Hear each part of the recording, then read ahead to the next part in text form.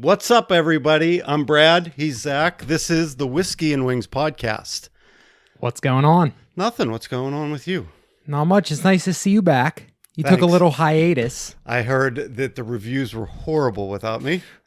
Listen, 3 people wrote to me. Let me know they loved it.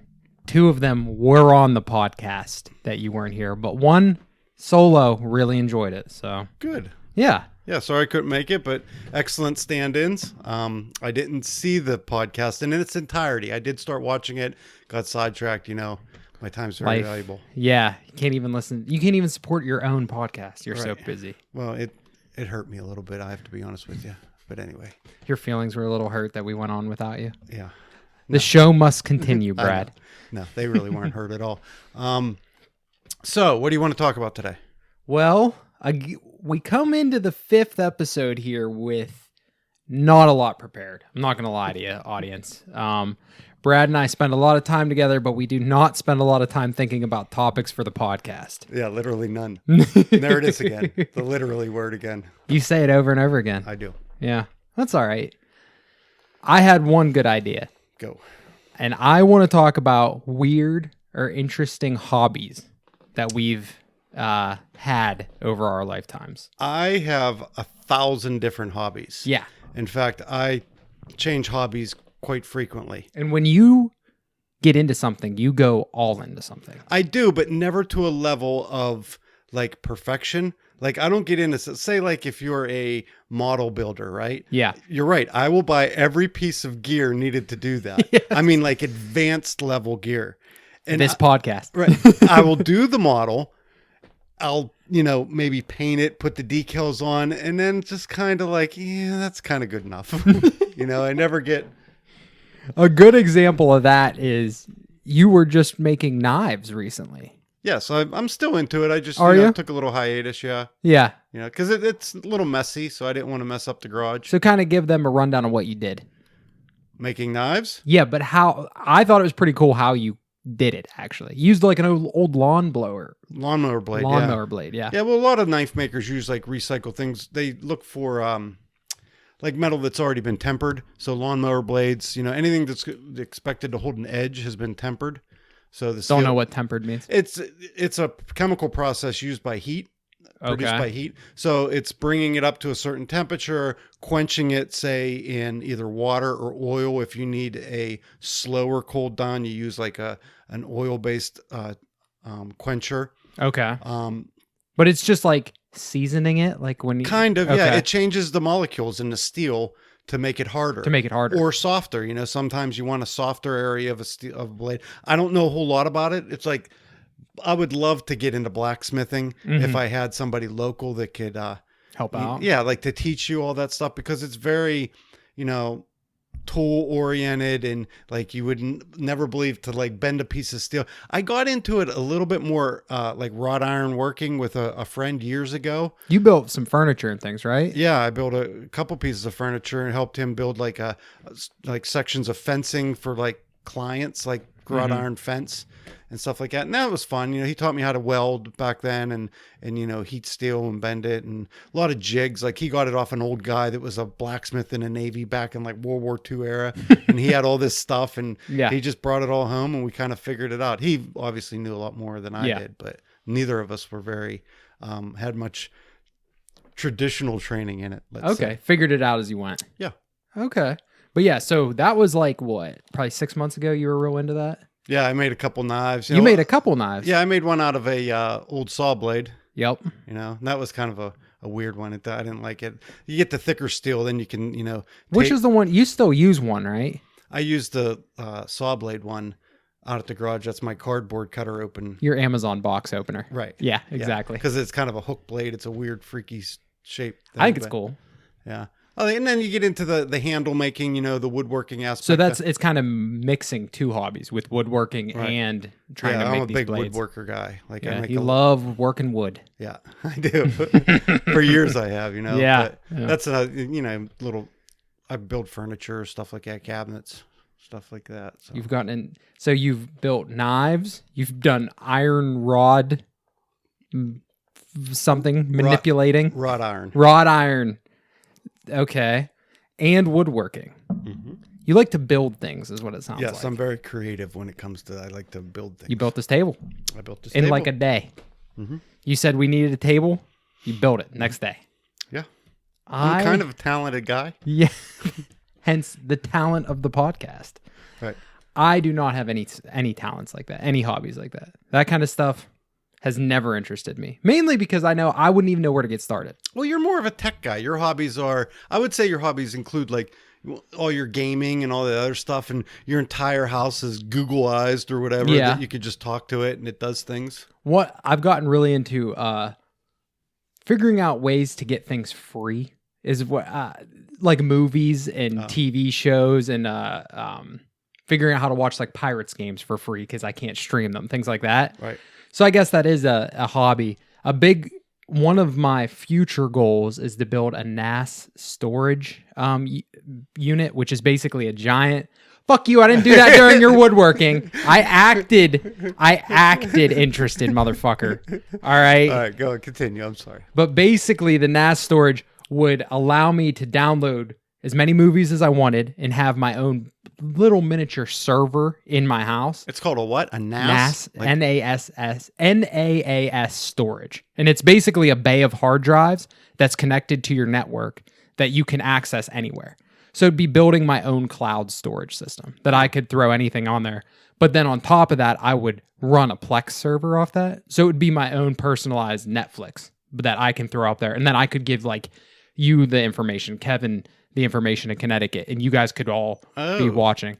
So that's always been like a goal of mine. It takes a lot of, I have the internet here, but it takes a lot of money to get all that stuff going. Imagine all the hardware. Yeah. So, but if I could get that going, I think it'd be really cool because then all my friends and everything, I could just run this server for everybody and we could have movies and everything. Yeah, but aren't all the movies kind of there already? Kind of. I mean, that's why I was a lot more into this maybe 3 years ago before all the streaming things came out when it was a little bit harder. And how I've kind of gotten lazy. Yeah, I've kind of gotten lazy because it's like I can pay $10 a month for Hulu and Disney. You know what I mean? Right. Or I could build all this. The cool part of that would be it'd be totally customizable. I could put anything on there I want. And once I download something or I have it, it's going to be up there forever. Right. It's not going to keep rotating. So that's definitely something tech-wise that I've always aimed for. I built my own computer a couple years ago. I had a lot of help from... There's a lot building a computer is like putting a puzzle together, but a very complicated puzzle. My buddy helped me a lot with that, but that was a lot of fun. When it comes to like component based, like that's what makes it to be able to figure out what components work best with others. Yeah. Yeah. So, I mean, he helped me figure it out. It's a lot of just like how much money. It's basically figuring out your budget and then finding components that fit within that budget. And things that work together. And then when you get it, actually putting it together. Right. It's like doing a car. It's super nerve-wracking. I'm sure it is when you do a car too, because all the components are so fucking expensive and they're so delicate. When we were putting it together, and I was super hungover that day. We picked like one of the worst days ever to put this together. But I was so nervous because if you have too much static electricity just walking on carpet and you touch your like processor, you can fry everything. Yeah, I've seen people. Well, when they do that, they usually have like wires to their like. To their hands, or don't they wear like wristbands or something and have trying to stay grounded all the time? Yeah, because you can fry at your table. Yeah, when they're working on things like that. So that's that was just really nerve wracking, and I've only done it once. I'm going to do it again, but right now with the COVID, it completely stopped the production of PlayStation 5s, all that stuff, but graphics cards, all the components to build a computer, you can't get any right now. Oh, so that's kind of on hold. 2x4s and computer components. Kevin always says the peanut butter slot. So our producer, he always says, where do you put the peanut butter in this thing? When you put, I don't know why. The CD tray, I think, is where he thinks the peanut butter goes. You mean the coffee cup holder? Yeah. But yeah, so those are definitely my current and playing video games. I mean, in my free time, I play a lot of video games and I lift. That's about it. But I don't have any cool, like, I've never built anything that I was real proud of. Like never like modeled. Like I was never a model guy. Mm-mm. I tried to when I was younger. I always thought it would be cool. Yeah, I thought it was just my problem is this. I have a very difficult time staying stationary. Mm-hmm. Like for instance, I used to be, and I still am, but not as much, an avid hunter. Mm-hmm. You know, and hunting, especially where we're at, it's not a lot of stalking, moving type things like you would in the mountains. Like if you were whitetail deer hunting or something around here, the traditional way of doing it, whether you're doing it archery or with a firearm, is to sit. Yeah, you just sit in a tree stand, right? You know, you can go in depth, much more in depth by doing all the scouting preseason and, and putting in food plots and, figuring out avenues of approach for these animals and everything like that. That's like full blown. Mm-hmm. I was a little bit into that front end stuff. Never got quite into that. No, that's like more for people that like have dedicated areas, landowners that can kind of really tailor the game to them. Yeah. But when you're hunting public land a lot, you could do all that scouting and then you go in to get the hunt one morning and some dude's sitting right where you normally would hunt. And there's nothing you could do about it. It's public land, So I never got into that. But, yeah, even now, I don't even enjoy that because it's so sedentary. Like after I get bored. Yeah. I get bored and I have to move. I have to do something. Like I've gone hunting twice. The first time I literally froze to death. I sat in a chair. It felt like 10 days. I think we were there 2 hours. Well, that's where technology comes in. If you're into it serious, then you buy gear that, improves the experience. So you'll spend the extra money for the good quality boots so you don't have to. We've all suffered in those conditions thinking. I remember when I was younger, I want the lightest high speed stuff. I was walking into the woods and getting into a tree stand. It's not like I was like hiking 500 miles back, but I had to have the lightest climbing tree stand. It was the smallest, right? Which equates to the easiest to die in because it's so small if you make one tiny mistake. So you're up there now, you're all worried about it and you're freaking the whole out. time. Yeah, you don't want to move. God help you if a deer actually walked underneath you because you couldn't do anything because you're too afraid to fall out. But, but like even that stuff. So that's why most of my hobbies now are something active, something in motion. But I kind of done a ton of things throughout the years. Yeah, that's what I was going to say. You have a lot more cool hobbies than I've ever had. But it comes with the territory. I mean, what, you got 50 years on me? 50? Just under, yeah. Just under 50 years. So you've had a lot more time to pick up these hobbies. Yeah, I was flying for a while. I was going for my pilot's license for a while. I did that for about a year and a half. How many flight hours do you have? Like over 50. Over 50 hours of being the pilot. Yeah, just over 50, I think. And the normal is about 40 to get to your pilot's license. I think that's the minimum. Is 40. After 40, you can take your test or whatever? Yeah. Well, you could take your actual flying, the practical application of flying the plane part. You could take your written test at any time after your a couple hours. I think you could do your written test online, and if you did all book work, you could do it without even any time in a plane. Really? Yeah, ground school. You could do your ground school on without ever flying. But I flew with a family friend who happened to be a flight instructor. Mm-hmm. And so it was real comfortable, and he was very gracious. So we kind of just took it slow, and I enjoyed it. I loved it. It's very expensive. It's like for an hour of flying, it's costing you probably this would have been, I haven't flown in probably 2 years. So back then it was probably $125 an hour. An hour? Yeah. Just to rent the plane to fly.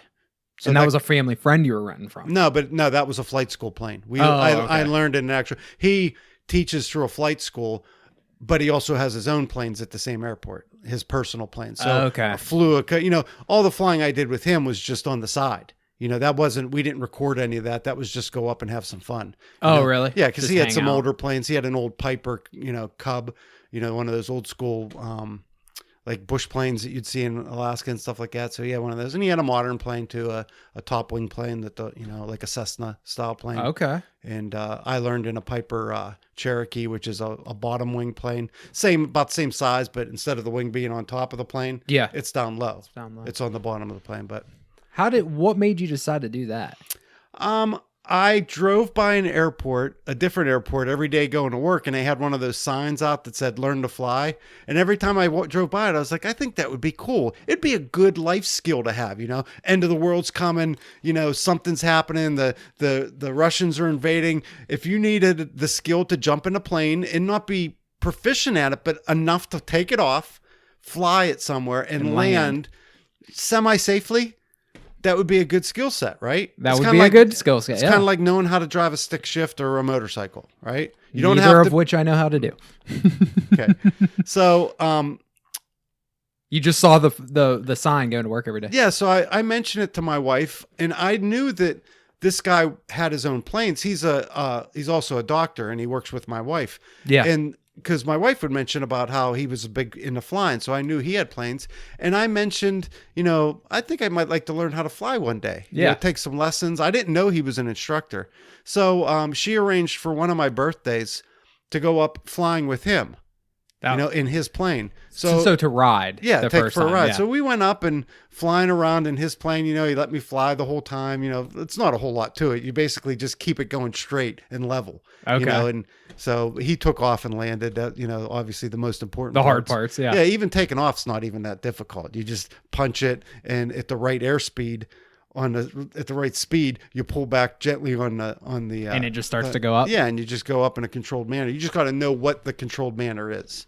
There's not a whole lot of technical taking off about anything, but landing's where you. The landing's the hard part. Yeah, that's the coming back to Earth. That's the very at a very high speed. Right. You're gonna come back to Earth. It's up to you on what manner you're gonna do so. No, didn't you say one of his favorite things to do was like shut everything off and be like, you just lost an engine. What do you do now? Everything about, like I said, once you're up in the air, the plane flies itself. You basically can trim it out and make adjustments to where you're really not even doing anything. Really? Yeah, you can't like just take a nap. Now, in newer planes, yes. But these older planes, like this plane was probably built in the 70s and has just been refurbished and the engine rebuilt. There's mandatory rebuilds for these engines, but so it's an older plane. There's not a whole lot of bells and whistles on it. Yeah. Like aftermarket avionics, like for the radio and the GPS system and stuff like that. But he'd say you just get up there and he'd say like point at something. Most of flight training is practicing for catastrophic emergencies. You just lost your engine is the primary one. So. And you just go over all these drills at any given time so you don't get comfortable, and you just be flying. And, we'd go up and do some maneuvers like practice stalls. Yeah. So if in the chance that you get into a stall situation, how do you recover from it? Practice the way you're supposed to turn and the procedures for all that. Practice, just like driving. Yeah. But then the vast majority of it is, okay, you just lost your engine. What do you do? And you're in this area. What do you do now? What do you do? So, the first thing is basically you run through your drill of making sure it's just not something technical, like your carburetor has ice in it, and there's procedures to de-ice your carburetor with, heat from the exhaust and stuff like that. Very basic stuff. It's not a whole lot. There's acronyms for everything, and everything is like a systematic approach to it. So they've made it. It's as easy as it can be, is what you're saying. It's dummy proof. If you can act in a stressful environment that could be stressful in a clear head and go through these steps, everything's livable. And these small planes, they're not like trying to land a jetliner, right? Where you need a massive amount and it's a huge machine that requires 200 miles an hour airspeed to keep it lifted. Yeah. These things, they go like 60 miles an hour and that's what their lift. Oh, really? Yeah. So their stall speeds are like, I think the stall speed of that plane I was flying was like 48 miles an hour. What does that mean? I don't know. Meaning that you have to go there. The speed over the wing has to be at least 48 or 58 miles an hour in order to create lift. Otherwise, the plane keep you in the air. Yeah. Otherwise the plane drops It can't stay afloat. So when you're landing, when you're coming down for a landing in a controlled manner, you basically want the stall horn that, there's an actual buzzer in the plane that goes off when you're underneath the speed. Yeah. You want that stall horn going off right when your wheels are about to touch down, because you basically have set it on the ground, and now it's the weight of the plane's going to hold it to the runway and kind of controlled nice smooth landing. You're not going to bounce because you're in an uncontrolled speed and stuff like that. But I'm not going to ramble on about all that stuff. How many hours in did they start to teach you how to land in the Hudson? Like a Scully maneuver, when is that covered in flight school? Once you're comfortable, like it's all simulated, obviously, right? But there have been times where, we're near the airport. Okay. Or somewhere where, and you get in your routine, like when you're landing and you're coming down and the runway's off to your side, and you have these set places, like when your wing hits the spot, when you look over and your wing is over the numbers on the runway. Okay. And that's like a signal. Okay, now it's time to decrease power, do all this stuff. So when you're used to all that, and then he just goes, boom, you just lost your engine. And it's before or after all that, it changes everything. And then you have to start maneuvering. Another one is like if you lose power on takeoff, which you can't really practice that, because it's not like on takeoff, he's going to drop your power because you crash, right? Right. But a lot of our things, like if you're below 1,000 feet on takeoff, right? Yeah. Off the runway, you can't turn around and make it back to the airport if you're below. I thought you don't have enough height to actually make the 180 degree turn to get back and run and land back on your runway. So at our airport that we were at, our contingency was there. When you take off over a highway that runs perpendicular or parallel. No. Crosswise from the runway, right? So if I was I don't know what you're talking about, man. If you were to lose power, then the emergency plan was to bank it to the right, or the left rather, and land on the highway or the exit ramp that was right there. You never had to do that though. No. That would be nerve-wracking. I don't know of anyone. There was a story of a guy that took off from our airport, and he had his own plane, and he changed his prop. Okay. Which is, if your prop hits something, or, whatever, if it gets damaged in any way, you change it, right? Yeah. Well, he changed it, and everything in planes, if it's like has a bolt on it, there's usually like a wire that goes through the stud, and they twist the wire so the nut can't back itself off. Kind of like a locking mechanism for that thing. He must not have done that, I think is how the story goes. And when he took off, his prop flew off. So he literally had no propulsion. What's a prop? The propeller at the front. The thing that makes the thrust that keeps the plane up. So when that happened, he did the emergency procedure and landed safely on the highway, right? Yeah. And they just bring a flatbed truck and, move the plane or whatever. And it was sometime later, a few years later, a local farmer was plowing his field, found the prop, and plowed up this prop. And his first instinct was bring it back to the airport because it's probably where it came from. And so the guy got his prop back, or I don't know if he was even still there anymore, but yeah. That's pretty funny. Yeah. Now, were you ever in the plane by yourself? Yes. You were? Yeah. After you get so many flight hours, then you have to do your solo. So you literally took off and landed. Yeah, your by solo yourself. consists of you have to 3 times take off from a stop. You take off, you go around what's called the pattern. You basically just do a loop around your airport in your landing procedure and land and come to a full stop and then reposition again and take off again. And that's it. So you do that 3 times. And you did that? Yes. Was that nerve-wracking? Yes. Yeah.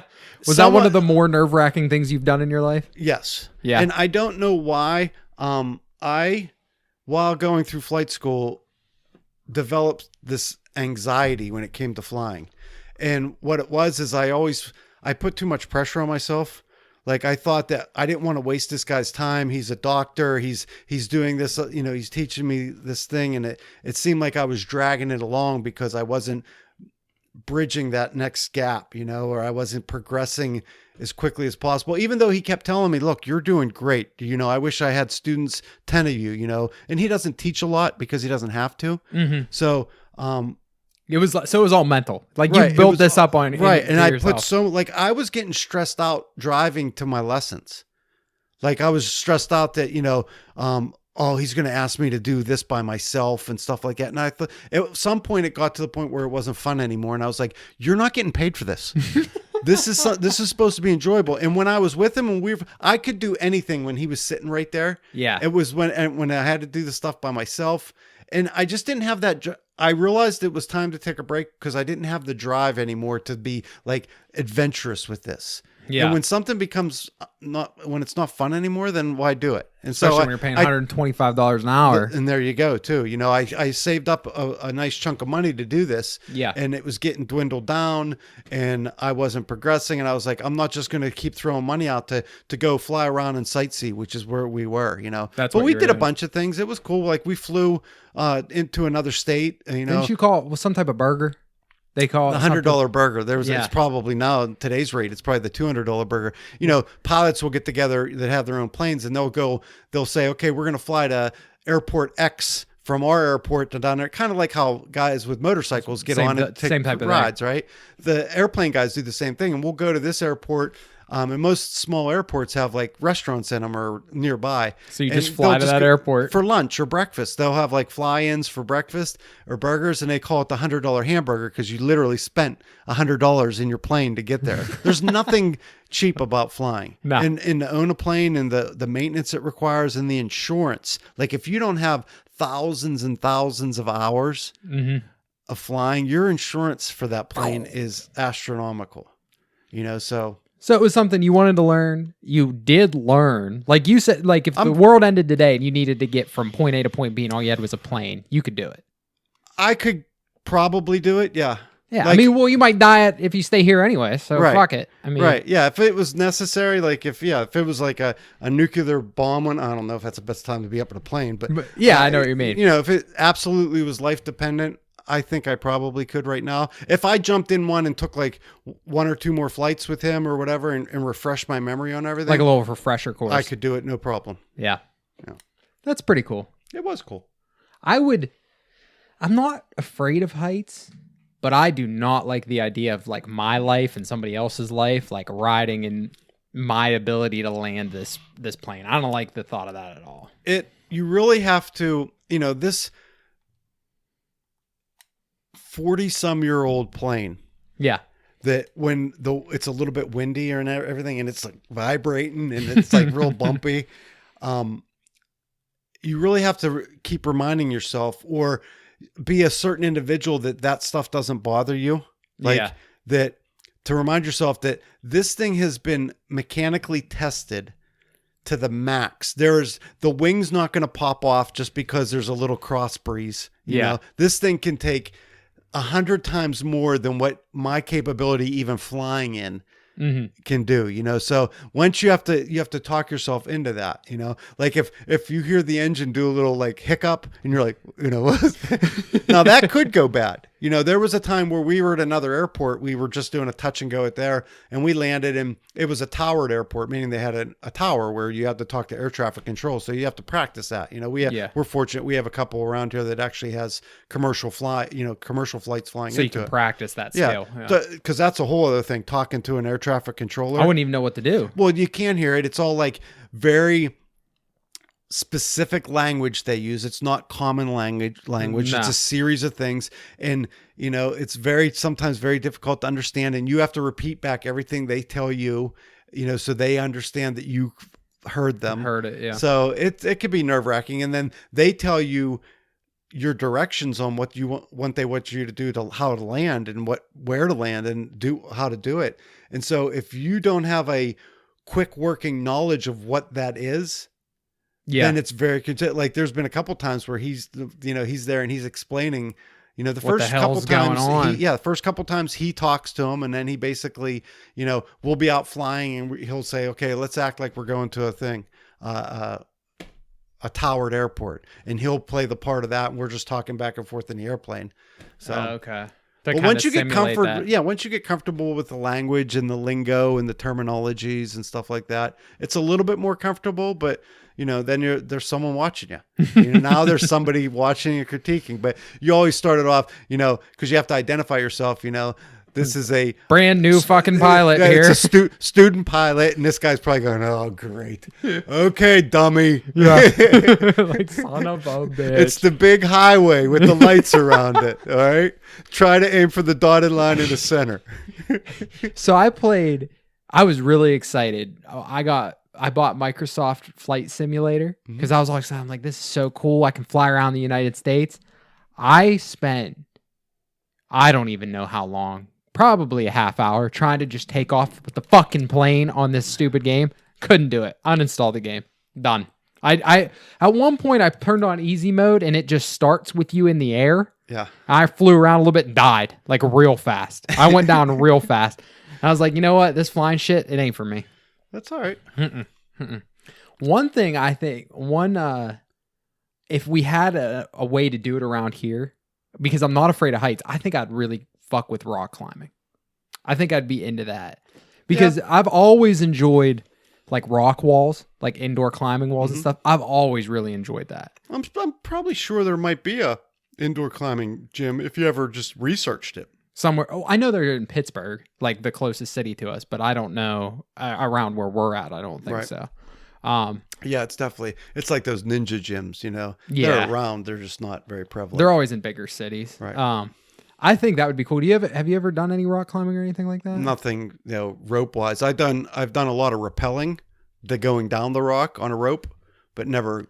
Really? Yeah, like was that in the military? I was into that in high school. I got into. I had a friend growing up, an older friend who was had experience like tree cutting and stuff. So he had all the gear, and so he taught all of us as young kids on how to rappel, and we'd rappel off of like radio towers. Really? Like the microwave towers that like, how do you get up there? You climb up. Yeah, you scale up and like you shimmy out to the edge, and you hook up the gear and everything, and you go off this tower like 130 foot up. Holy shit! And then how old were you? I was in high school. Just in fact, funny story. Not funny, but we would go like places where there's like cliffs. Dan died doing that. Kevin, my buddy from out east, that was was on the podcast that will never be. I had my own gear, right? Like I had my own rappelling gear, and we would go to like these cliffs close by and stuff like that. Near here, there's places to do it. Yeah, and it was always a girl impressor too. Like I'd invite girls in high school to go rappelling, and they thought that was cool. But he bought his own gear too, right? All right. And so he went on his own. Couldn't wait for me. Like I had to be somewhere, and I was going to be an hour late. He went on his own, and he was rappelling off a bridge, like an old railroad bridge, a trestle. Yeah. And he didn't tie the knot right. And he was like just starting off the bridge, and he was just free of the bridge. And it was only like maybe 40 feet, but the knot came out and he fell and he broke his back. Fortunately, because it was in a railroad area, when he landed, the ground underneath that bridge was like really soft, like fine dirt. And he landed, so it wasn't like on rocks or anything like that. He probably would have died then. He broke his back. I remember he was in high school. He was in this big back brace for like the longest time. Are you serious? Yeah. All because you had somewhere else to be that day. He didn't have the patience to wait for me to, He had never done it before? He had, but it's always best to have two people, check each other's work and stuff like that. And that's where, we adopted the old saying that, if you don't know how to tie knots, tie lots of knots. So one of them's bound to work. But yeah. Holy shit. Yeah. I think he sold his stuff after that, or maybe I bought it off of probably him, but I had it through the military. I had it overseas with me. Did you ever have to rappel in the military? Was that like a skill? That was like, you didn't use it a whole lot. We were more like, we would fast rope rather than rappel. Mm-hmm. Fast ropes were, they just throw a big thick bull rope out like of a helicopter, and you just grab onto it with your leather gloves on. Yeah. And you put kind of like climbing a rope. How you put the rope between your legs to kind of, when you're coming down, to slow yourself. Oh, and that's all you do. Yeah. You hold it onto it and you kind of squeeze it to slow you down, but it's only meant for like 20 feet. You're not fast so if you roping. fall, you're still not dying. Right. Okay. But I remember once again, and we were training, we were doing like urban, like taking over like a town, like an urban environment, mount, they called it, military operation, urban terrain rather, room clearing, buildings. And we came in on helicopters, and this was on a different helicopter, not mine, but they were going down, and the dude let go at the very top, and he fell straight down. And I think he really got jacked up. I remember. Why would he do that? Just by mistake? Yeah, he just let go somewhat reason. I don't know. I don't think it was voluntary. Yeah, just launch yourself out the thing. You don't have to go through all the theatrics of getting on the rope, right? But anyway, we're getting a little off topic here with the these side stories. I mean, really, you're not about. I'm thinking about ending myself, so I'm going to get a perfect mount on this rope, go down 5 feet, and then let go. I don't know. Maybe his gloves were thin and it burnt a hole in his hand. I don't know. I remember. I just remember what he looked like. I can't remember his name. I remember he had like bleach blonde hair and he kind of had a rounder face. Got real fucked up though. Yeah. And then it was probably, I think you probably didn't see him much after that. I think he broke his back. I mean, like seriously broke his back. I think he was like out of the military after that, obviously. Like he might have like fractured a hip too. Well, you're saying it's like 20, 30 feet? I think that one was like 40. You're doing that 40 feet up in the air. Yeah. I remember it was like a little bit higher. Did you do that? So you did that quite a bit? Like that was part of your training? Yeah. Jeez, that's kind of scary. I wouldn't. I've climbed your rope in your garage that's 18 feet. And gets a little dicey for you. When I'm up there, I'm like, ooh, I don't think I'd want to be up here very long. Well, you're fatigued when you get up that high. That's true. You're not fatigued when you're at the height. Yeah, they're not climbing up it. Yeah, I think 40 is probably the highest level. I don't know what those ropes are to fast rope. Fast rope. Oof. Yeah. Okay. Well, any other interesting hobbies you've had over the years?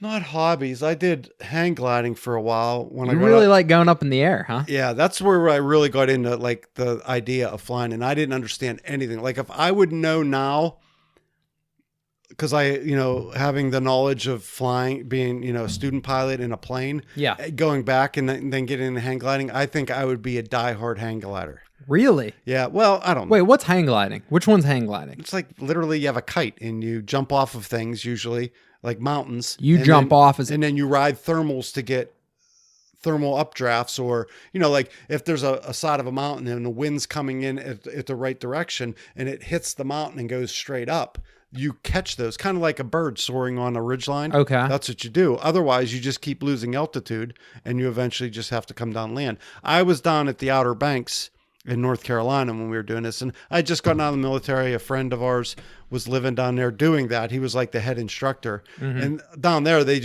just push tourists off of sand dunes. That's like the highest point on the Outer Banks is the sand dunes. Okay. So they're very low performance hang gliders, eaglets they were. That's what they're called. And they have these big like sand tires on them. So when they land, because they're strapped into them kind of. Yeah. At least by like a belt. It keeps your feet off. And basically you just have them run as fast as possible. They jump off a sand dune and they're in the air maybe for 5-6 seconds. Oh, that's it? Yeah, maybe 10 if it's like a good windy day. Yeah. And you're running down behind them, just screaming out directions, left, right, in, out to try to keep them up. A lot of times they crash. People would break their arms when they, like if they nosedived and there's a triangle framework and they would put their arms out to try to brace themselves and they would catch their arms. It didn't happen often, but people got hurt. And then you just picked the hang glider up and you carried back up and you got like three times off the hill for like some ungodly amount of money. They really hammered them. Yeah. You just pick them up and carry it back up. Yeah. You carry it back up. Good job. Great job. And then push them off again, some days are good because those sand dunes down there change all the time because the wind kind of sculpts them. Okay. So sometimes they're great dunes. Sometimes they're not that great, if it's been raining a lot and it beats them down. Yeah. But it was a good workout. You ran down off a hill about 150 times, oh, good job. Good job. Yeah, something you've seen somebody do like a million times. I only did that for a very short period of time. And then they had a spot off site where you could go to it was an airport. You drove a little bit and they had one of those little ultralight planes, like one or two seater. That's just like, basically it looks like a tubing and wings with a lawnmower engine. And this thing, they had a special rig where you're on a more high performance hang glider. Yeah. And you can go tandem. So you could actually be with a real pilot. Okay. And the ultralight would pull you. Like they had this apparatus where they set the hang glider in this thing with wheels on it. And the ultralight would pull you down the runway and take off. And you were tethered to it with a cable. So you could actually fly. And he could get you up to altitude. He'd get you up like 1,200 feet or whatever. And then there was a little lever and the pilot would click the lever and the tow rope would go off. And now you're just flying at altitude. and it's quiet. You can hear people. You're up 1,000 feet, but you hear people on the ground talking. That's how quiet it is up Really? there. Yeah, it was neat. And he would take you around, and he would kind of fly you around, and you know, and then you would just come down and land, and same thing because That sounds like a way better experience than the. Yeah, because he's on top of you. It's like a double cocoon kind of holder. They had to put wheels on the hang glider because he can't. A normal hang glider would come down and flare and use their feet and kick out, and he would land on his feet. These had to have wheels on it because he was on top of you. Yeah, he wouldn't be able to. Yeah. Right. He couldn't stand up. So. Okay. You ever go parachuting? Like Yes. You have? Yep. Did you like it? Yeah, I was young. We were like in high school, like just out of high school, maybe even. No, I might have been out of the military. I never jumped out of a plane and parachuted in the military. You didn't have to? That wasn't part of your. No. But we, a bunch of us went up and we did a local airport parachuting thing. In fact, ironically, when I'm flying here, a lot of the frequencies for airports are similar, right? But they're distance. And this place is probably an hour drive away. And when we're up or flying, sometimes in the summer, you'll hear the pilots in those planes talking on the radio because they have to announce like skydivers in the air, that they're announcing other planes that may be going to that airport. Hey, stay away because there's people dropping. Yeah. Stuff like that. So. Oh, that's pretty cool. Yep. So a lot of things in the air and creative building things. Yeah. It's kind of your hobbies. I've got in other, like I scuba dived in the military, but not for the military, just recreational. Really? Yeah, that's not for me. Nothing in the No ocean. part of me wants to be in an ocean. Yeah, you're so outmatched in the ocean, Yeah. Like I like going to the beach and I like, catching a wave or two here and there, but other than that, I don't like being on the ocean. I don't like being in the ocean. I like waves, like riding waves Body a little surfing, bit. stuff like that. Yeah. But fuck that. Like, there's no part of me that ever wants to go scuba diving. What do you do if you see a... I have no idea what that sound was. Did you hear that beeping? I did. I think it's time to wrap up the podcast. Yeah, probably something went dead. Yeah, something definitely went dead. It might be the camera.